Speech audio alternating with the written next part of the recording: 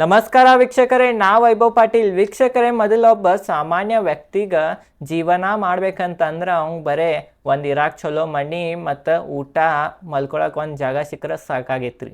But ಈಗಿನ ಕಾಲನಾಗ ಏನಾಗೈತೆ ಅಂತಂದ್ರೆ ಊಟ ಮನಿ ಇರಾಕ್ ಜಾಗ ಹತ್ತಿರಗೂಡೆನ ಒಂದು ಮೊಬೈಲ್ ಫೋನು ಬೇಕಾಗೈತ್ರಿ. ಈಗಿನ ಕಾಲನಾಗ ಮೊಬೈಲ್ ಫೋನ್ ಇಲ್ದ ಒಬ್ಬ ಸಾಮಾನ್ಯ ಮನುಷ್ಯಾಗ ಜೀವನ ಮಾಡೋಕನ ಈಗ ಅಸಾಧ್ಯವಾಗೈತೆ ನೋಡ್ರಿ. ಮೊಬೈಲ್ ಬೇಕಾ ಈಗಿನ ಕಾಲನಾಗ ಎಲ್ಲರೂ ಕಡೆ.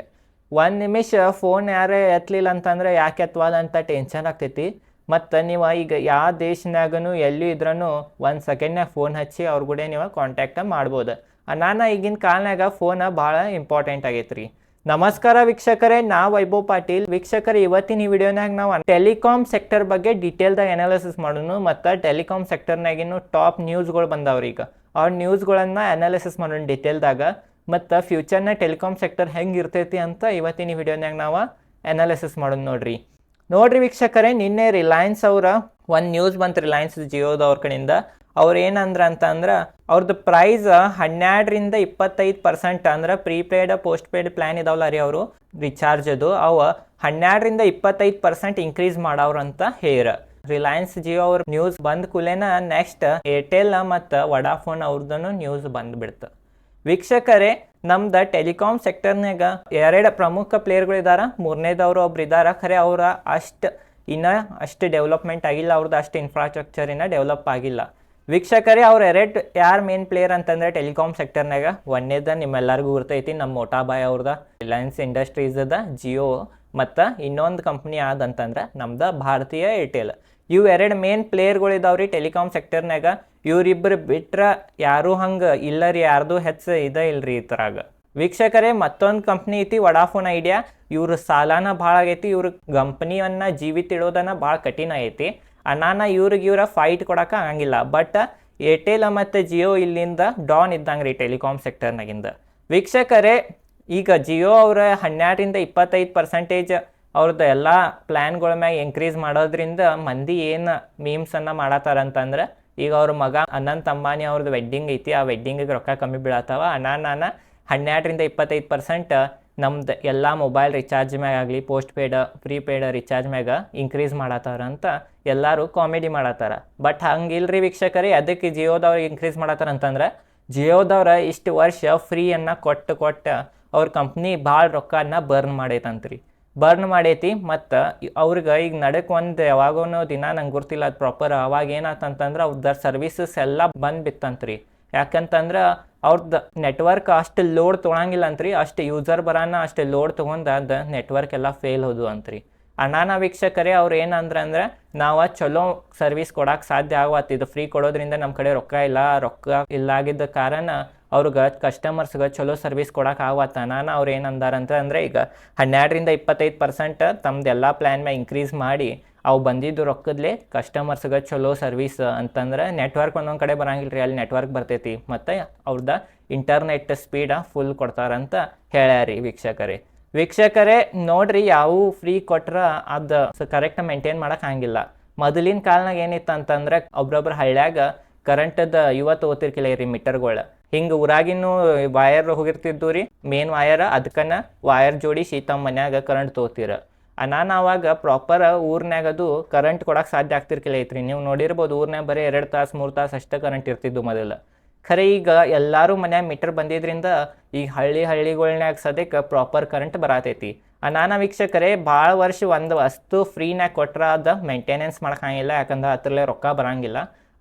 ಈಗ ರಿಲಯನ್ಸ್ ಅವರು 12-25% ತಮ್ಮ ಪ್ಲ್ಯಾನ್ ಮ್ಯಾಗ ಇನ್ಕ್ರೀಸ್ ಮಾಡ್ತಾರಂತಂದಾರ. ಅದು ಬಂದಿದ್ದು ರೊಕ್ಕದಲ್ಲೇ ಸ್ವಲ್ಪ ಇನ್ಫ್ರಾಸ್ಟ್ರಕ್ಚರ್ ಅದು ಚಲೋ ಡೆವಲಪ್ ಮಾಡಿ ಚಲೋ ನೆಟ್ವರ್ಕನ್ನು ಮಂದಿಗೆ ಪ್ರೊವೈಡ್ ಮಾಡ್ತಾರಂತ ಹೇಳ್ಯಾರ. ತಿಳಿತ್ರಿ ವೀಕ್ಷಕರೇ, ರಿಲಯನ್ಸ್ ಜಿಯೋ ಅವರ ತಮ್ಮದು ಪ್ಲ್ಯಾನ್ಗಳು ಇನ್ಕ್ರೀಸ್ ಮಾಡೋ ನ್ಯೂಸ್ ಬಂದಿದ್ದ ಕಾರಣ ನಿನ್ನೆ ನೋಡ್ಬೋದ ರಿಲಯನ್ಸ್ ಶೇರ 2.19% ಏರಿತ್ತು. ಅದಕ್ಕೆ ಏರಿತ್ತು ಅಂತಂದ್ರೆ ವೀಕ್ಷಕರೇ, ಅವರ ಪ್ಲ್ಯಾನ್ ತಮ್ಮದು ಎಲ್ಲ ಪ್ರೀಪೇಯ್ಡ್ ಮತ್ತು ಪೋಸ್ಟ್ ಪೇಯ್ಡ್ ಪ್ಲ್ಯಾನ್ಗಳು ಇನ್ಕ್ರೀಸ್ ಮಾಡಿದ್ರಿಂದ 12-25% ಅವ್ರಿಗೀಗ ಪ್ರಾಫಿಟ್ ಹೆಚ್ಚಾಗ್ತೈತ್ರಿ. ಆ ಪ್ರಾಫಿಟ್ ಹೆಚ್ಚಾಗ್ತೈತಿ ಅನ್ನೋ ಅನುಮಾನದಿಂದ ನಿನ್ನೆ ಶೇರ್ ನೋಡ್ಬೋದು ನೀವು 2.19% ಏರಿತ್ತು. ಮತ್ತು ಭಾರತೀಯ ಏರ್ಟೆಲ್ ಶೇರ್ ನೋಡ್ಬೋದು ನೀವು 1.82% ಬಿದ್ದೈತಿ. ಬಟ್ ಅವ್ರದ್ದು ಈಗ ನ್ಯೂಸ್ ಬಂದೈತಿ, ಅವ್ರದ್ದು ಸ್ಟಾಕ್ ನೀವು ಮಂಡೇ ನೋಡ್ಬೇಕು ಏರ್ತೈತೆ ಬೀಳ್ತೈತೆ ಅಂತ. ಮತ್ತು ವಡಾಫೋನ್ ಶೇರನ್ನು 3.35% ಬಿದ್ದೈತಿ. ವೀಕ್ಷಕರೇ ವಡಾಫೋನ್ ಕಡೆ ಇನ್ನೂ 5G ಇಲ್ಲ ರೀ, ಈಗ ಬರೀ ನಮ್ಮ ಇಂಡಿಯಾನಾಗ ಏರ್ಟೆಲ್ ಮತ್ತು ಜಿಯೋ ಕಡೆ ಅಷ್ಟೇ ಐತಿ. ಅನಾನ ವೀಕ್ಷಕರೇ ಈಗ ವಡಾಫೋನಾಗ ಲೆಕ್ಕದ್ನಾಗ ಹಿಡಿಯೋದಿಲ್ಲ.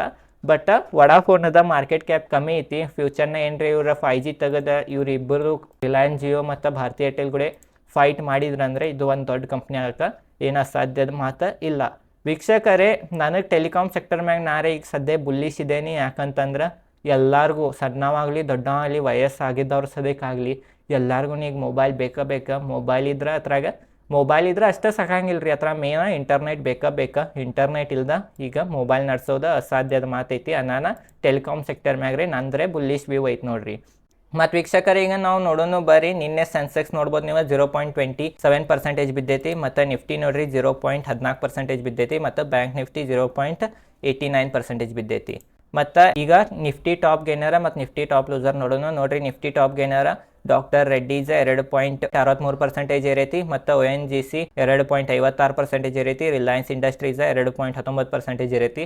ಹೀರೋ ಮೋಟರ್ಕೋ 1.91% ಏರೈತಿ. ಮತ್ತು LIC ಲೈಫ್ 1.88% ಏರೈತಿ. ಈಗ ಟಾಪ್ ಲೂಸರ್ ನೋಡೋಣ. ನೋಡ್ರಿ ಎಕ್ಸಿಸ್ ಬ್ಯಾಂಕ್ 1.95% ಬಿದ್ದೈತಿ. ICICI ಬ್ಯಾಂಕ್ 1.86% ಬಿದ್ದೈತಿ. ಭಾರತಿ ಏರ್ಟೆಲ್ 1.82% ಬಿದ್ದೈತಿ. ಕೋಟಕ್ ಬ್ಯಾಂಕ್ 1.51% ಬಿದ್ದೈತಿ. ಹಿಂದೂಸ್ತಾನ್ ಬ್ಯಾಂಕ್ 1.48% ಬಿದ್ದೈತಿ. ಇವತ್ತು ಸ್ವಲ್ಪ ಬ್ಯಾಂಕಿಂಗ್ ಸೆಕ್ಟರ್ನಾಗ ಸ್ವಲ್ಪ ಸೆಲ್ಲಿಂಗ್ ಪ್ರೆಷರ್ ಇತ್ತು ನಿನ್ನೆ ವೀಕ್ಷಕರೇ ನೋಡ್ರಿ ಈಗ FIDIs ಡೇಟಾನ ನೋಡೋಣ. ನೋಡ್ರಿ DIs ನಿನ್ನೆ 6,658 ಕೋಟಿ ಬಾಯಿಂಗ್ ಮಾಡ್ಯಾರ. ಮತ್ತು FIs ಬರೀ 23 ಕೋಟಿ ಸೆಲ್ಲಿಂಗ್ ಮಾಡ್ಯಾರ.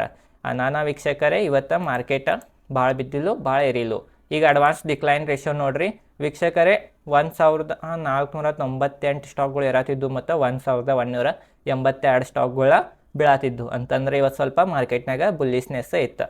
T3 ವೀಕ್ಷಕರೇ ನಂದು ರಿವ್ಯೂ ಟೆಲಿಕಾಮ್ ಸೆಕ್ಟರ್ ಮ್ಯಾಗ ಪಾಸಿಟಿವ್ ಐತಿ. ಮತ್ತು ಎಲ್ಲ ಎಕ್ಸ್ಪರ್ಟ್ಗಳದ್ದು ಪಾಸಿಟಿವ್ ಐತ್ರಿ ವ್ಯೂ.